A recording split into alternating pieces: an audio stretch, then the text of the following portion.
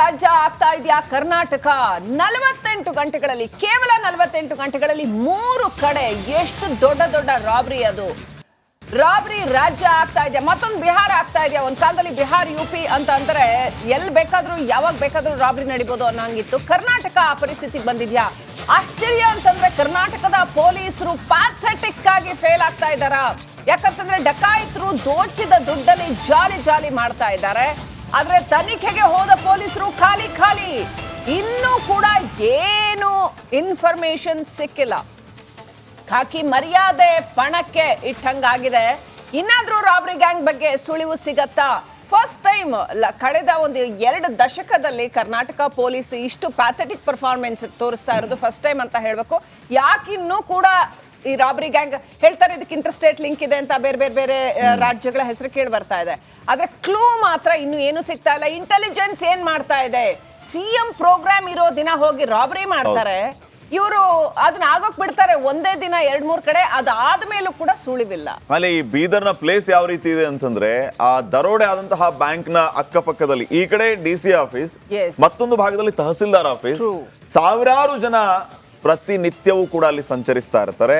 ಪೊಲೀಸರು ಕೂಡ ಇರ್ತಾರೆ. ಇನ್ನೊಂದು ವಿಚಾರ, ಈ ಕಳ್ಳರು ಇಷ್ಟೊಂದು ರಾಜಾರೋಷವಾಗಿ ಹಗಲ್ ದರೋಡೆ ಮಾಡ್ತಾ ಇರೋದು, ಕೈಯಲ್ಲಿ ಲಾಂಗು ಮಚ್ಚು ವೆಪನ್ಸ್ ಹಿಡ್ಕೊಂಡು ಇವರಿಗೆ ಹೇಗ್ ಧೈರ್ಯ ಬಂತು? ರಾಜ್ಯದಲ್ಲಿ ಇಂತಹ ವಾತಾವರಣ ಅದು ಹೇಗ್ ನಿರ್ಮಾಣ ಆಯ್ತು ಅನ್ನೋ ಪ್ರಶ್ನೆ. ಶ್ರೀಪಾದ್, ಅದರಲ್ಲಿ ಎಷ್ಟು ಮಾಹಿತಿ ಅವ್ರಿಗೆ ಗೊತ್ತಿದೆ. ಅದು ಮಂಗಳೂರಿನ ಬ್ಯಾಂಕ್ ರಾಬರಿ ಇರ್ಬೋದು, ಈ ಬೀದರ್ದು ಇರ್ಬೋದು, ಅವ್ರಿಗೆಲ್ಲ ಮಾಹಿತಿ ಇದೆ. ಎಷ್ಟೊತ್ತಿಗೆ ಬರ್ತಾರೆ, ಇಲ್ಲಿ ರಾಜ್ಯದಲ್ಲಿ ಪರಿಸ್ಥಿತಿ ಏನಿದೆ, ಅಲ್ಲಿ ಯಾವ ಲೀಡರ್ಸ್ ಇರ್ತಾರೆ, ಪೊಲೀಸ್ ವ್ಯವಸ್ಥೆ ಎಷ್ಟರ ಮಟ್ಟಿಗಿದೆ. ಇನ್ನೊಂದು ಮೇನ್ ಅಂತಂದ್ರೆ ಬ್ಯಾಂಕ್ ನಲ್ಲಿರೋ CCTV ರಿಪೇರಿಗೆ ಹೋಗಿದೆ ಅನ್ನೋ ವಿಚಾರ ಅವ್ರಿಗೆ ಗೊತ್ತಾಗುತ್ತೆ.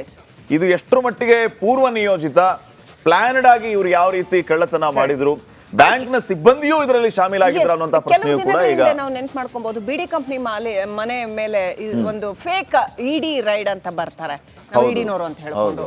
ಅಂದ್ರೆ ರಾಜ್ಯದಲ್ಲಿ ಇಂಟೆಲಿಜೆನ್ಸ್ ಏನ್ ಮಾಡ್ತಾ ಇದೆ ಹಾಗಾದ್ರೆ? ಈ ಹಿಂದೆ UP ಬಿಹಾರ್ ಕಡೆ ಇದ್ದ ಕಳ್ಳರೆಲ್ಲ ಈ ಕರ್ನಾಟಕಕ್ಕೆ ಬಂದು ಸೇರ್ಕೊಂಡ್ಬಿಟ್ಟಿದಾರ ಅಂತ. ಕಾನೂನು ಸುವ್ಯವಸ್ಥೆ ಏನಾಗಿದೆ ಅನ್ನುವಂತ ಪ್ರಶ್ನೆ. ಯಾಕಂದ್ರೆ ಬ್ಯಾಕ್ ಟು ಬ್ಯಾಕ್, ಒಂದಿನ ಬೀದರು, ಮರನೇ ದಿನ ಇಲ್ಲಿ ಮಂಗಳೂರು, ಮತ್ತೊಂದು ವಿಜಯಪುರದಲ್ಲಿ, ಹೀಗೆ ಕಳ್ಳರು ರಾಜಾರೋಷವಾಗಿ ಕರ್ನಾಟಕ ನಮಗೆ ಸೇಫೆಸ್ಟ್ ಸಿಟಿ ಅನ್ಕೊಂಡ್ಬಿಟ್ಟಿದಾರೋ ಏನ್ ಕಥೆನೋ ಗೊತ್ತಿಲ್ಲ. ನಾಚಿಕೆ ಆಗ್ಬೇಕು. ಅವ್ರು ಮಸಾಲೆ ದೋಸೆ ತಿನ್ಕೊಂಡು ಕಣ್ಕಂಡಲ್ಲ ಫುಟೇಜ್ ಗಳು ಸಿಗ್ತಾ ಇದಾವೆ. ಪೊಲೀಸರಿಗೆ ಅವ್ರನ್ನ ಹಿಡಿಯೋದಕ್ಕೆ ಆಗ್ತಾ ಇಲ್ಲ. 48 ಗಂಟೆ ಆಯ್ತು ಈ 2 ಪ್ರಕರಣಗಳು, ಒಟ್ಟು 3 ಪ್ರಕರಣಗಳಾಗಿ ಇನ್ನೂ ಒಬ್ಬರನ್ನು ಅರೆಸ್ಟ್ ಮಾಡುವಂತಹ ಕೆಲಸ ರಾಜ್ಯ ಪೊಲೀಸರಿಂದ ಆಗಿಲ್ಲ. ಇದು ನಾಚಿಕೆಗೇಡಿನ ಸಂಗತಿ ಎನ್ನುವಂತಹ ಪ್ರಶ್ನೆ, ಮಾತು ಜನರಲ್ಲಿ ಈಗ ಮೂಡ್ತಾ ಇರೋದು. ಈ ಬಗ್ಗೆ ಒಂದು ವರದಿ ಇದೆ, ನೋಡ್ಕೊಂಬರೋಣ.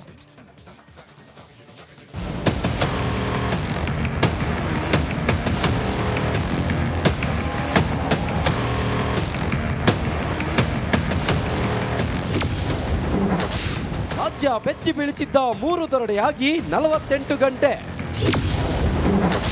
ತನಿಖೆಗೆ ಹೋದ ಪೊಲೀಸರ ಕೈ ಖಾಲಿ.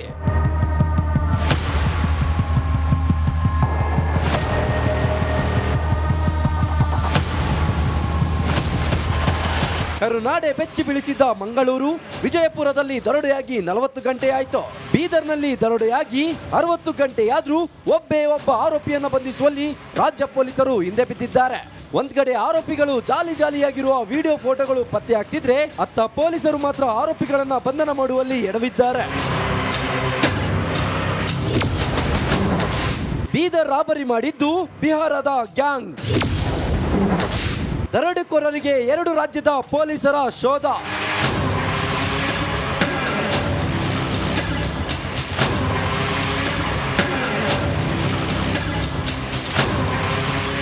ಬೀದರ್ ಟು ಬಿಹಾರಕ್ಕೆ ದರೋಡೆ ಕೇಸ್ ಲಿಂಕ್ ಆಗಿದ್ದು, ಬೀದರ್ನಲ್ಲಿ ರಾಬರಿ ಮಾಡಿದ್ದು ಬಿಹಾರದ ಗ್ಯಾಂಗ್ ಎನ್ನುವ ಸುಳಿವು ಸಿಕ್ಕಿದೆ. ಡಕಾಯಿತರಲ್ಲಿ ಓರ್ವನ ಗುರುತು ಕೂಡ ಪತ್ತೆಯಾಗಿದ್ದು ಬಿಹಾರ ಮೂಲವೆಂಬ ಮಾಹಿತಿ ಸಿಕ್ಕಿದೆ.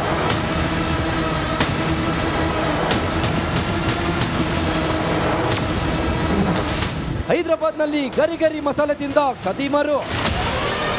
ದರೋಡೆಕೋರರ ಪತ್ತೆಗೆ ಪೊಲೀಸರು ಬಲೆ ಬೀಸಿದ್ದಾರೆ. ಟ್ರಂಕ್ ತೆಗೆಯಲು ಬಳಸಿದ್ದ ಬೈಕ್ ಇನ್ನೂ ಕೂಡ ಸಿಕ್ಕಿಲ್ಲ. ಆದ್ರೆ ಖದೀಮರು ಮಾತ್ರ ಹೈದರಾಬಾದ್ನಲ್ಲಿ ಬಿಂದಾಸ್ ರೌಂಡ್ಸ್ ಹಾಕ್ತಿದ್ದಾರೆ. ಹಣದ ಬ್ಯಾಗ್ ಜೊತೆ ಗರಿ ಮಸಾಲೆ ದೋಸೆ ಸವಿದಿದ್ದಾರೆ. ಹೋಟೆಲ್ ಒಂದರಲ್ಲಿ ಮಸಾಲೆ ದೋಸೆ ತಿನ್ನುವ ದೃಶ್ಯ CCTVಯಲ್ಲಿ ಸೆರೆಯಾಗಿದೆ. ಕೇರಳಕ್ಕೆ ಪರಾರಿಯಾದ ದರೋಡೆಕೋರರು.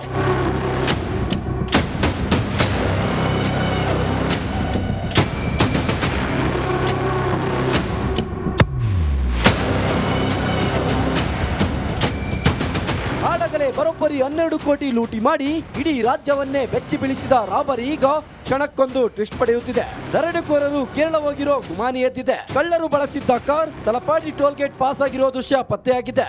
ಈ ದಾರಿ ಬಳಸಿ ಕೇರಳಕ್ಕೆ ಪರಾರಿಯಾಗಿರಬಹುದು ಎಂದು ಕೇರಳದ ರಾಷ್ಟ್ರೀಯ ಹೆದ್ದಾರಿ ಉದ್ದಕ್ಕೂ ಸಿಸಿಟಿವಿ ಪರಿಶೀಲನೆ ಮಾಡಲಾಗುತ್ತಿದೆ.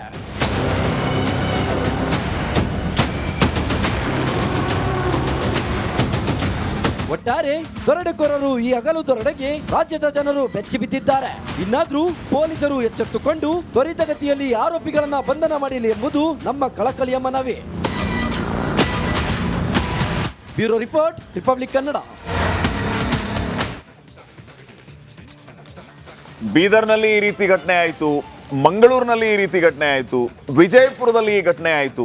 ರಾಜಧಾನಿ ಬೆಂಗಳೂರಿನಲ್ಲಿ ಕಳ್ಳರು ಬಾಲ ಬಿಚ್ಚೋದಕ್ಕಿಂತ ಮುಂಚೆ ನಮ್ಮ ಪೊಲೀಸರು ಎಚ್ಚೆತ್ಕೋಬೇಕಾಗಿದೆ.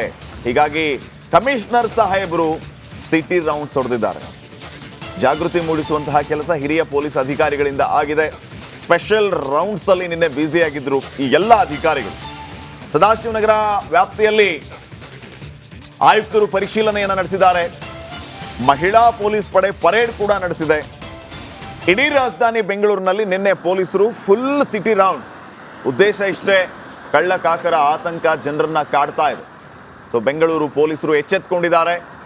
ಸ್ವತಃ ಕಮಿಷನರ್ ಬೆಂಗಾವಲು ವಾಹನವನ್ನು ಓಡಿಸ್ಕೊಂಡು ಬಂದಿದ್ದಾರೆ. ನೋಡಿ ದೃಶ್ಯಗಳಲ್ಲಿ ತಾವು ಗಮನಿಸ್ತಾ ಇದ್ದೀರಿ. ಕಮಿಷನರ್ ದಯಾನಂದ್ ಅವರು ಬೆಂಗಾವಲು ವಾಹನವನ್ನು ತಾವೇ ಓಡಿಸ್ಕೊಂಡು ಒಂದು ಸ್ಟೇಷನ್ಗೆ ಬಂದರು. ಸ್ಟೇಷನಲ್ಲಿ ನೈಟ್ ಡ್ಯೂಟಿಯಲ್ಲಿ ಯಾರ್ಯಾರಿದ್ದಾರೆ, ಇವ್ರು ಎಷ್ಟು ದಿನದಿಂದ ನೈಟ್ ಡ್ಯೂಟಿ ಮಾಡ್ತಿದ್ದಾರೆ, ಎಷ್ಟೊತ್ತಿಗೆ ಬರ್ತಾರೆ, ಎಲ್ಲೆಲ್ಲಿ ಇವರು ಬೀಟ್ಗೆ ಹೋಗ್ತಾರೆ, ಇವೆಲ್ಲವನ್ನು ಕೂಡ ಸ್ವತಃ ಕಮಿಷನರ್ ಸಾಹೇಬರು ವಿಚಾರಿಸಿದ್ದಾರೆ. ಒಳ್ಳೆಯ ವಿಚಾರ. ಮತ್ತು ಎಲ್ಲೆಲ್ಲಿ ಇನ್ನೂ ಕೂಡ ಬೀಟ್ಸ್ ಇಲ್ಲ, ಹೆಚ್ಚು ಪೊಲೀಸರು ಪಹರೆ ತಿರುಗಬೇಕಾದಂಥ ಕೆಲವು ಏರಿಯಾಗಳಿದೆ, ಅಲ್ಲಿ ಹೆಚ್ಚು ಹೆಚ್ಚು ಬೀಟ್ ಹಾಕಬೇಕು. ಈಗ ಸ್ವತಃ ಕಮಿಷನರ್ ಅಖಾಡಕ್ಕೆ ಎಂಟ್ರಿ ಆಗಿದ್ದಾರೆ. ನಿನ್ನೆ ಮಧ್ಯರಾತ್ರಿ ಇಡೀ ಬೆಂಗಳೂರಿನಲ್ಲಿ ಪೊಲೀಸರು ಯಾವ ರೀತಿ ಗಸ್ತು ತಿರುಗಿದ್ದಾರೆ ತಾವು ದೃಶ್ಯಗಳಲ್ಲಿ ಗಮನಿಸ್ತಾ ಇದ್ದೀವಿ.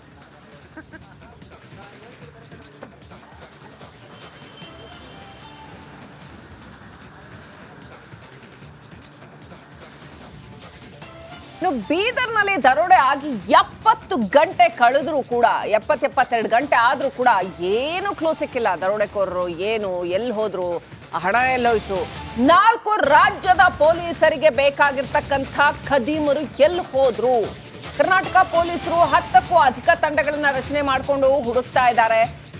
ಸಿಕ್ಕ ಸಿಸಿಟಿವಿ ವಿಡಿಯೋಗಳನ್ನ ಹಿಡಿದು ತನಿಖೆ ಮಾಡ್ತಾ ಇದ್ದಾರೆ. ಆದರೂ ಕೂಡ ಅವರ ಚಿಕ್ಕ ಕ್ಲೂನು ಸಿಕ್ಕಿಲ್ಲ ಅಂತಂದ್ರೆ ಖಂಡಿತವಾಗ್ಲೂ ಬಹಳ ದೊಡ್ಡ ಮುಖಭಂಗ ಇದು ಕರ್ನಾಟಕ ಪೊಲೀಸರಿಗೆ. ಕರ್ನಾಟಕ